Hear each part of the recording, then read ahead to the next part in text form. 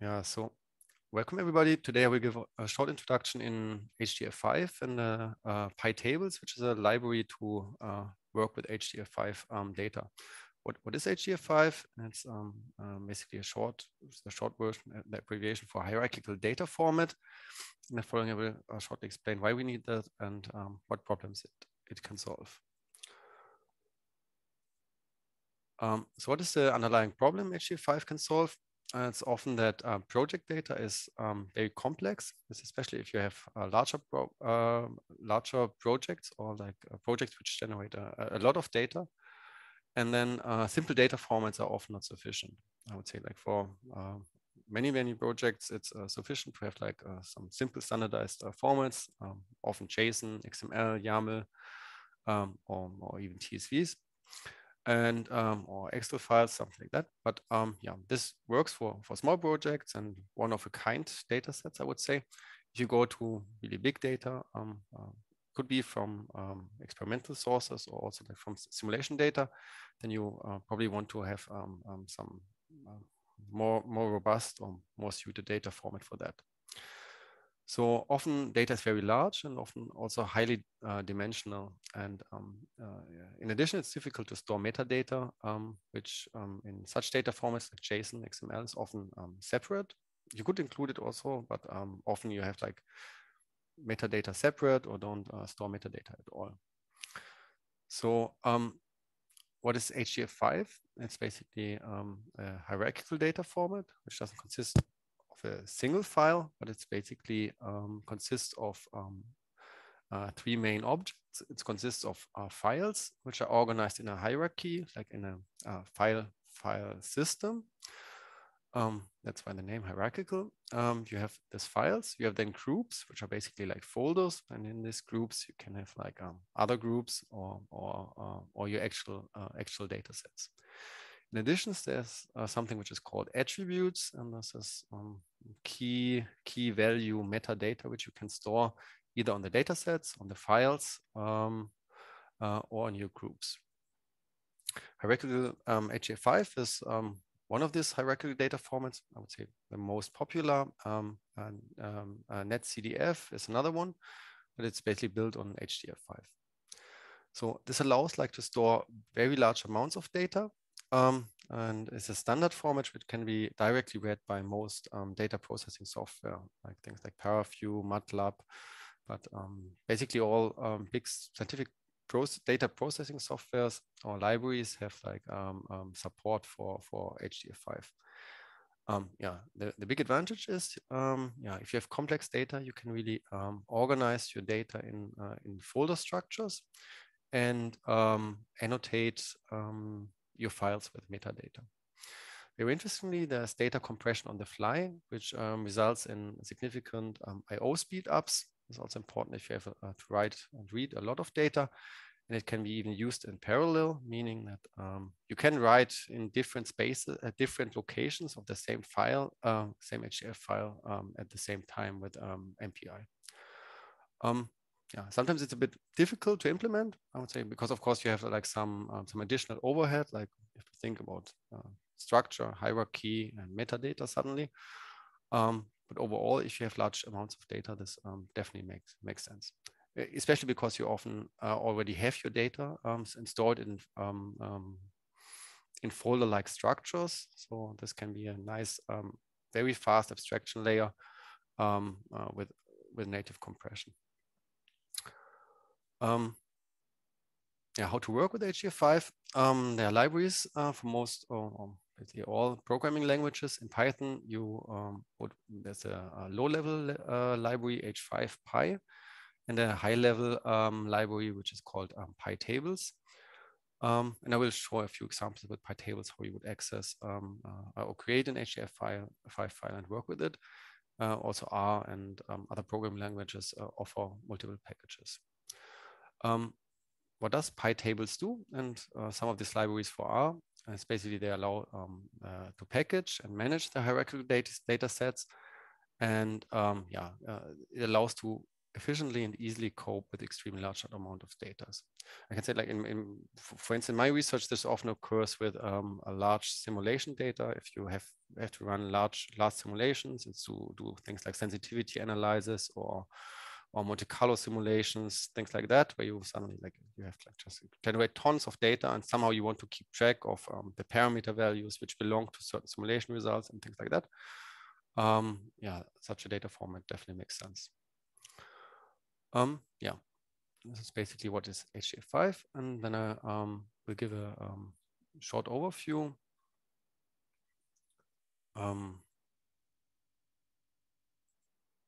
Of how to work with that. One second. Let us pick. It's working. Okay. Collapse our outputs. Okay. Make it a bit bigger. So, principle, PyTables is not much different than Pandas or other libraries to interact with data. I would say it's pretty intuitive. It's just a bit more low level. So you have to think about how your data structures and data sets are looking, and use this to create the data sets. So to work with PyTables, you import tables or import basically everything from tables, and then you basically create this is called here column descriptors. This is what I say. If you have data, how is this data looking in memory, or how would you store it? You don't have to do that, but of course, if you provide like data layout, the whole thing becomes much more performant. So here in this tutorial example, this is, for instance, this is basically things like they use in CERN, and if you have particle detectors, and basically as soon as you go to a lot of data, this is what you have to use to cope with that. So you would basically define just columns, and you can think of that like this is a table where you define for your different fields or columns in the table what data type is that. Like libraries like Pandas do this automatically, but here, you want to have control, because this allows really to have control over the memory layout and so on. Then to create an HDF5 file, we basically have a helper function which is called openFile. In this case, we want to write data to the HDF5 files. We open it write and just give the whole thing a name. I probably have to import everything, so I have to define it first. I already opened this. This is of course not okay. This also shows you should close your files, which is why notebooks is probably not the best best way to executing thing. Okay, so let's try that again. I will just restart kernel. Restart. So, okay, so we did a restart of the kernel, just imported the tables, created this column descriptions, and now we can open the file, and we basically have a single file handle. Before we had a second, already an open file handle, so we couldn't reopen it for the same file. We can then create groups. Like I mentioned, groups are the folders of the hierarchical data format. And you basically just say, where do you want your group or your subfolder? Like for instance, here we create a group detector and then just give it information. Here we want to store like some of this detector information, particles, and so on. So we created a subfolder for that, and then can create a table for that. And for the table, we basically use our column definition. So in this group which we created, the detector subfolder, we now create a new table, here this table, and can now start writing actual data in this table which we created. There are a lot of helper functions to iterate over the groups, and also to show basically what is in the file. For now, we don't have much in there.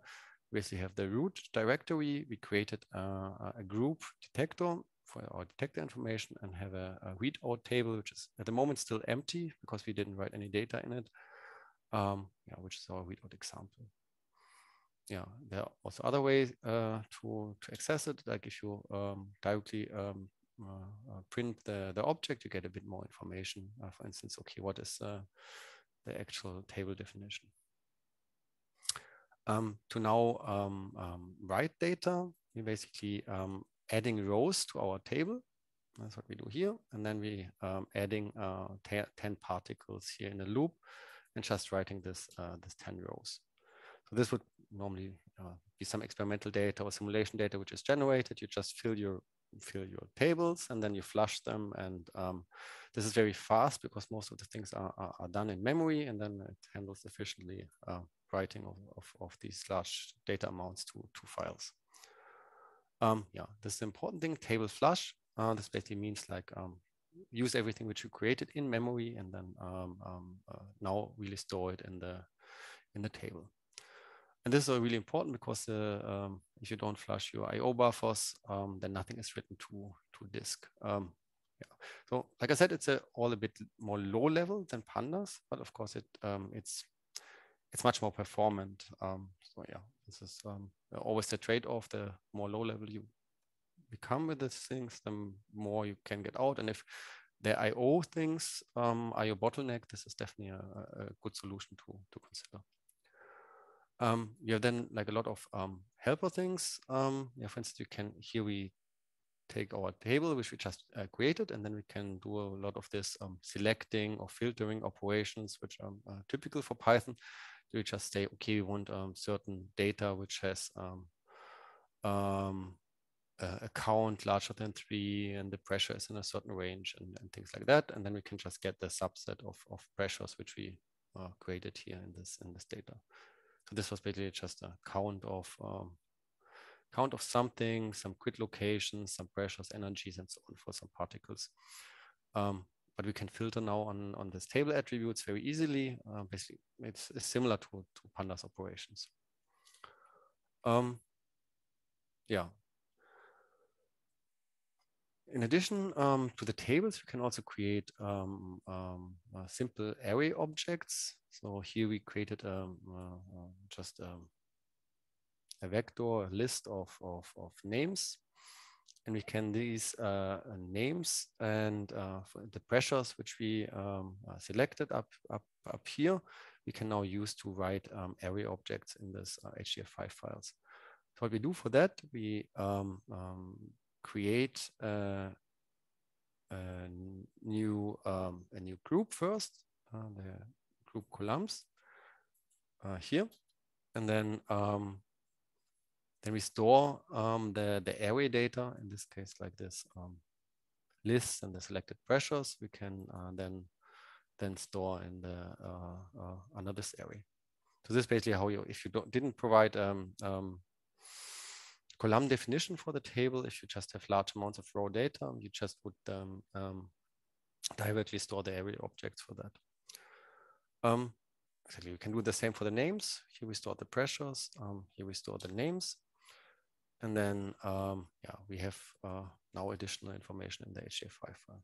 So this is basically all there is to it. There is you create groups, which are folders. You can write arrays, which is basically just dumping your NumPy data elements or in there, and it can figure out automatically from NumPy the data types. Or you create like tables with definitions of the of the data types, and then store your information there. Yeah, never forget closing your files, otherwise you have the dangling file handle, and that's it. And then you can use many different tools to just work with this file. That's also like for interoperability and or exchange. You could imagine like that you just have such a script at your experimental site. They create this data, and then you have your whole analyzer scripts based on this HDF5 files. It's not that they have to send folders and compress it somehow and so on, but it's basically like efficiently integrated in the detector. This makes also sense for things which are highly speed sensitive. I would say things like patch clamping and so on, where the data is so coming so fast out of the machine, you have to save it fast enough to not lose the data. Yeah. So for the neural field, this could definitely also be interesting. Yeah. Last thing I wanted to present is basically the attributes. This is the metadata on the groups and files and so on. And for that, we reopen our files. And then you can just write the attributes, like for instance, either on the tables. And these are just attribute address fields where you can write whatever key value pairs you want. And you can do the same for your groups. The syntax is a bit different, but yeah, there's basically an attributes field to write metadata for groups. And then you can easily, via this address fields and the v-address field and groups, access your metadata again. So that's basically it. So it's definitely nice to know about that. So like if you have a lot of folder structures with a lot of data and difficult to manage that, I could say this is definitely valuable data format or idea to work with such data. I use this a lot, like I said, for sensitivity analysis and Monte Carlo simulations, where I just get a ton of simulations which all look very similar. I only have to define my data structures once, and then I can just store my parameter values as metadata and so on. Yeah, so far so good. If you have any questions, please let me know.